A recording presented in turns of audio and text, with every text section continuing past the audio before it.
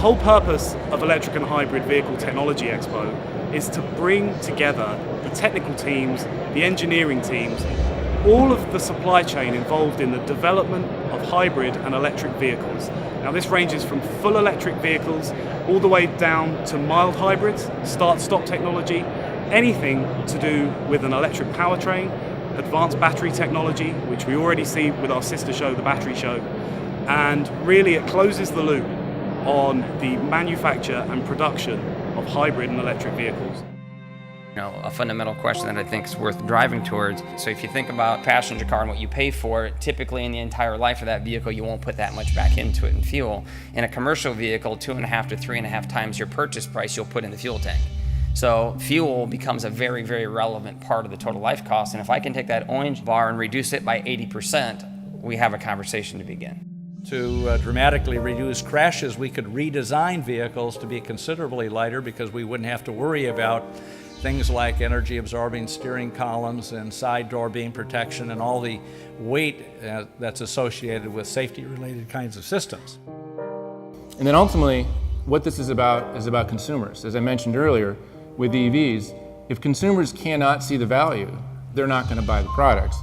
Electrification has tracked fuel prices for, I can take this chart back to '94, and you will see that electrified vehicle sales tracks fuel prices, period. But at the end of the day, the correlation between fuel, customers' perceived value, is fuel savings. The automotive world is going through a huge period of change and evolution. And Electric and Hybrid Vehicle Technology Expo will be a catalyst for lots of elements of that change. Understanding the market potential of EVs in the upcoming years. This can eventually be a main driver in the reduction of battery costs for the future. It's easy to calculate that in 2050 we will have more than 9 billion people living on this planet.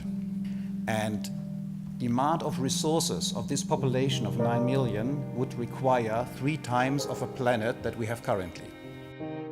My electrification plan and where we work today goes out to certainly 2025 with a great deal of detail, 2025 to 2040 with a lot less detail, and then out to 2050 looking at where we project this to go. We publish a magazine called Electric and Hybrid Vehicle International magazine at the moment. We've published it for 16 years now, so we've been waiting for the right time to launch the show, and we feel that at the moment it's a really good time to launch it. The 3 shows in one provide the automotive community, the commercial vehicle community, off-grid, off-highway community with a chance to see how their vehicles are going to change and help expedite that process.